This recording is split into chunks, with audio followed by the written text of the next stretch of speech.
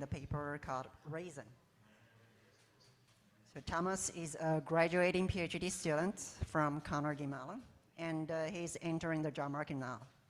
He's interested in storage systems in general and has recently been working with Western Digital on building storage systems using ZNS SSDs. So please enjoy his talk and consider hiring him.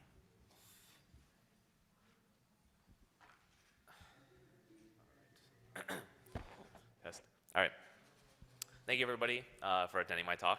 And thank you, everybody who's remote, for attending my talk as well. My name's Thomas, and I'm here to tell you about our work on providing reliability and availability for arrays of ZNS SSDs. This work is done in collaboration with all of my wonderful collaborators from CMU and also from Western Digital. So without that, with that out of the way, I'd like to get started.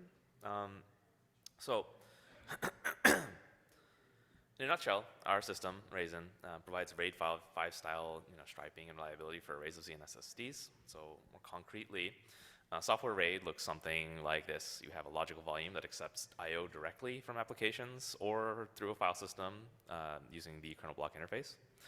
And the logical RAID volume then stripes these I/Os to the underlying physical devices. So RAIZN does something similar, but for zone namespace or ZNS SSDs. We implemented it in the Linux kernel as a device map or logical volume, so it can appear as a zone block device. RAIZN solves several challenges, which I'll be talking about later in this presentation, to enable RAID-like behavior for arrays of ZNS SSDs. So similar to RAID, we can accept I/O directly from ZNS-compatible applications through the kernel block layer, or you can handle it through ZNS-compatible file systems such as F2FS or BrdgAI. But before I move on to talk about what we did, what makes ZNS so appealing that we actually want to build storage systems on top of it? Well, traditionally, SSDs implement what's called a flash translation layer, or FTL for short. And this is to maintain compatibility with the traditional block interface of randomly writable 4K sectors on your block device. This is unfortunately a poor match for flash memory because you can't just randomly erase 512 bytes or 400Ks sectors in flash. As a result, even with flash memory over-provisioning, conventional SSDs can suffer from potentially severe performance degradation due to on-device garbage collection. This time series graph shows the throughput of a write workload running on a conventional SSD, and at some point, the SSD runs out of free blocks and on-device garbage collection kicks in, and you have a really big drop in throughput. So ZNS is an alternative interface for SSDs, and it eliminates this problem of garbage collection by giving the host more control over data placement and deletion. Unfortunately, these benefits don't come for free, so the primary limitation of ZNS is that it doesn't allow random overwrites. So I want to briefly outline what this means. So you have this gray rectangle, which represents the entire address space of a block device. We divide this into what are called zones. Each of these zones is a group of sectors that's contiguous in the address space of the block device. Each of these zones has what's called a write pointer. It's marked as WP in this diagram. And writes to the zone must always be done at the block pointed by to the write pointer. As a result, you can only write sequentially from the beginning to the end of the zone. Addresses that haven't been written yet are write-only. And on the other hand, addresses that have been written can't be overwritten. These are read-only. To overwrite any of the sectors in the zone, the entire zone must first be emptied out using what's called a zone reset. This erases all the data in the zone and returns it to a write-only state. So it's clear that the ZNS interface is a very large departure from the conventional block interface, so applications have to be redesigned for ZNS compatibility. So our work is about solving the challenges posed by the ZNS interface to implement RAID-like striping and reliability for arrays of ZNS SSDs. So our system, RAIZN, achieves this. We match the performance of traditional software RAID on workloads that don't cause any garbage collection on the device. And by merit of the ZNS interface, we're able to outperform traditional RAID by up to 14 times during workloads that do cause on-device garbage collection on the SSDs.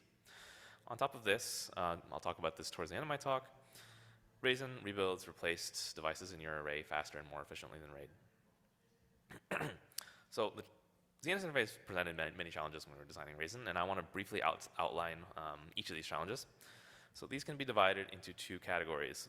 First is those arising from the lack of overwrite semantics, and those that are caused by the requirement that you can't randomly write anywhere in the address space. So for example, the lack of overwrites makes updating dynamic metadata non-trivial, as well as updating parity. If you write data that's smaller than a full stripe, you can't just write the parity because you can't overwrite it later when you update that stripe. In addition, you can't atomically write to multiple devices in the array. So writes that are torn, cross-device writes that are torn, can't be overwritten after the volume is remounted. That can cause some problems. On the other hand, the sequential write requirement creates some more subtle problems.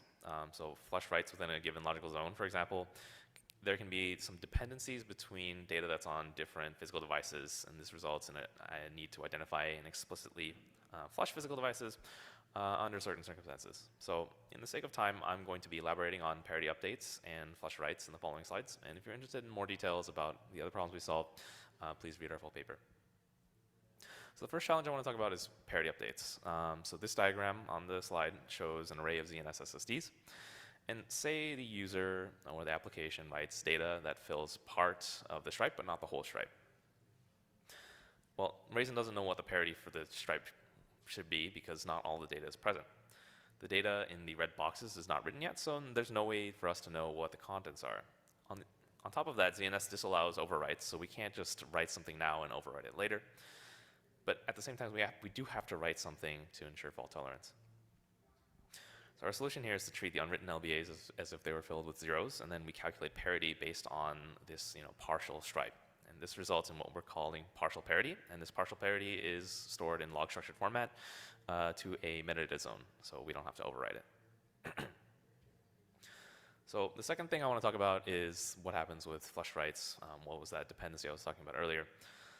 So let's look at this example where data is split into a blue chunk and a green chunk. The blue chunk is written synchronously by the application, and the green chunk wasn't, so the blue chunk was flushed. This is what it looks like when we lay it out on physical SSDs in RAIZN. So each of these chunks falls on a different device, and there's a parity chunk that provides fault tolerance. If, for example, the system were to lose power and SSD 0 were to fail at the same time, the data that wasn't flushed could be lost. So this by itself is okay because the application didn't flush it, so we're not obligated to make sure 100% that is available after we recover from the power loss. However, the sequential write constraint in ZNS implies that the green chunk should be readable because the blue chunk, which is in a higher order address in the logical address space, is present and in the same zone. So as a result, there's this implicit dependency between LBAs that has to be tracked and explicitly flushed to avoid violating the ZNS interface. And we have to track this and flush it. This has some implications as far as optimizing the metadata subsystem within RAIZN. And it was important to get high performance out of our system.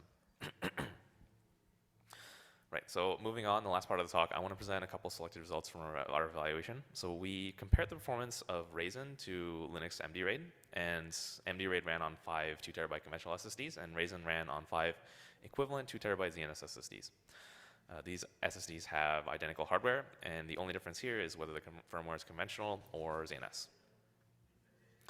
So to highlight the result from earlier, we ran in this experiment a 2-pass full volume write. So first we wrote the entire address space of MD-RAID or RAIZN logical volume with 5 threads, and we overwrote it with 1 thread. This graph has the first pass grayed out, and you can see on the second pass, the on-device garbage collection causes MD-RAID performance to drop severely, while RAIZN experiences no performance degradation on the second pass. In fact, RAIZN, rather than that, MD-RAID takes almost twice as long to finish the same workload, which is why the blue line ends before the orange line. So the next result I want to present is we ran sysbench on MySQL, running on either an MD-RAID or RAIZN logical volume. So we'll be looking at throughput on the top subgraph and tail latency on the bottom subgraph. This is on 3 different workloads. We have read-only, write-only, and read-write workload. So first looking at the throughput for a 64-thread sysbench workload, the blue bars, which represent RAIZN, they at least match the performance of MD-RAID, which are the orange bars. And looking at the tail latency, we see a similar story.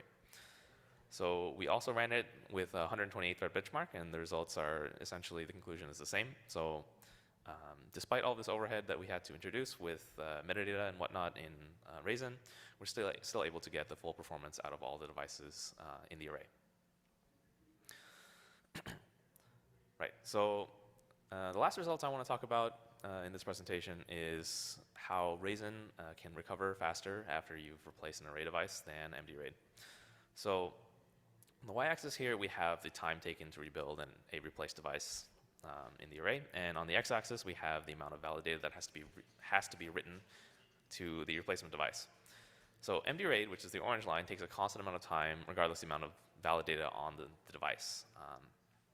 But RAIZN, we leverage the ZNS semantics. So essentially, RAIZN knows that for each zone, starting from the beginning of the zone up until the right pointer, that's data that we actually care about that needs to be rebuilt. And data from the right pointer up until the end of the zone is data that is either invalid, or has not been written yet. So we don't care about that when we're rebuilding it. As a result, the amount of time it takes to rebuild a replaced device in an RAIZN array scales linearly with the amount of data that you've written to the array. So to recap, I've presented RAIZN, which is a system that provides RAID-like striping and reliability without the on-device garbage collection. So RAIZN is able to match the steady-state performance of MD-RAID, but we're able to do this with faster recovery. The last thing I want to highlight here is that the challenges we solved are not necessarily unique to RAIZN. And a lot of these challenges apply in some way or another to any system that's interested in managing and aggregating arrays of ZNS SSDs. RAIZN is open source and available on GitHub. Thank you, and I'd like to accept any questions if there are any. Thank you.